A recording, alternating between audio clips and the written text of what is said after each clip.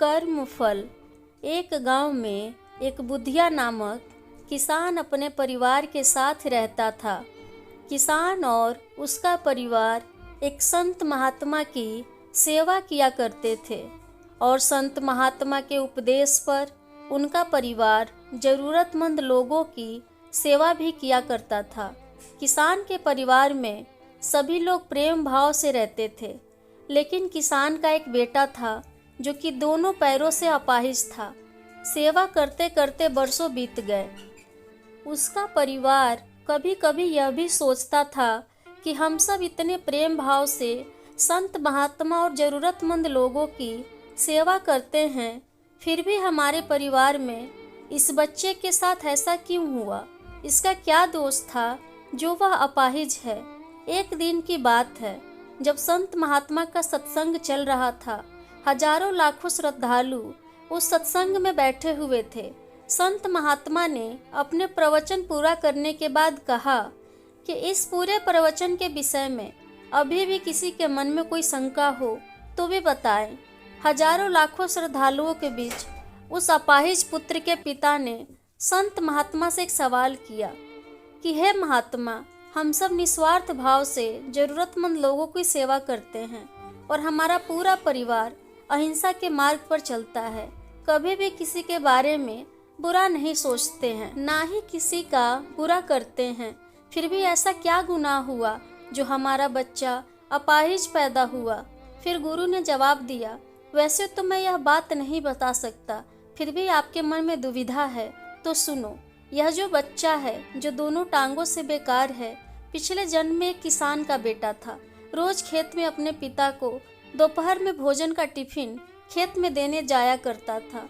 एक दिन उसकी माँ ने उसे दोपहर में 11 बजे खाना लगाकर दिया और कहा कि बेटा खाना खाकर पिताजी को टिफिन देकर आना। इसकी माँ ने खाना परोसकर थाली में रखा कि इतने में उसके किसी दोस्त ने आवाज़ लगाई तो वह खाना वहीं छोड़कर अपने दोस्त से बात करने बाहर चला गया। इतने में ही एक कुत्ता घर में घुस आया और उसने थाली में मुंह डाला और रोटी खाने लगा। लड़का जैसे ही घर में वापस आया और कुत्ते को थाली में मुंह डालता हुआ देखा, पास ही में एक लोहे का बड़ा सा डंडा पड़ा हुआ था। उसने यह भी नहीं सोचा कि खाना तो जूठा हो चुका है। बिना सोचे समझे उस कुत्ते की दोनों टांगों पर इतनी जोर से लोहे का डंडा मारा कि वह कुत्ता अपनी जिंदगी में जब तक जिंदा रहा दोनों पैरों से बेकार होकर घसीटते घसीटते जिंदगी जिया और तड़प तड़प कर मर गया। यह उसी कुत्ते की बद्दुआ का फल है जो इस जन्म में यह दोनों टांगों से अपाहिज पैदा हुआ है। संत महात्मा ने कहा, पुत्र, इस संसार में इंसान को अपने अपने कर्मों का फल भुगतना ही पड़ता है। इस जन्म में अगर किसी की टांग तोड़ी है तो स्वाभाविक है कि अगले जन्म में आपकी टांग टूटनी ही है। अगर आप किसी को नुकसान पहुंचाओगे तो आपका भी नुकसान होना ही है, इस जन्म में नहीं तो अगले जन्म में। इसलिए जो भी कर्म करो सोच समझ कर करो। आप अपने कर्म फल से नहीं बच सकते। आप जहाँ भी जाते हैं, जो कुछ भी करते हैं, आपके कर्म ही आपको शांति पूर्वक देख रहे होते हैं। किसी भी दिन आपको आपके कर्म का फल पृथ्वी पर वहन करना ही होता है। इसलिए हर समय उचित कर्म करना अनिवार्य है। मेरे प्यारे दोस्तों, भगवान श्री कृष्ण ने गीता में कर्म को प्रधानता देते हुए स्पष्ट किया है कि व्यक्ति की यात्रा जहाँ से छूटती है, अगले जन्म में वह वहीं से प्रारंभ होती है।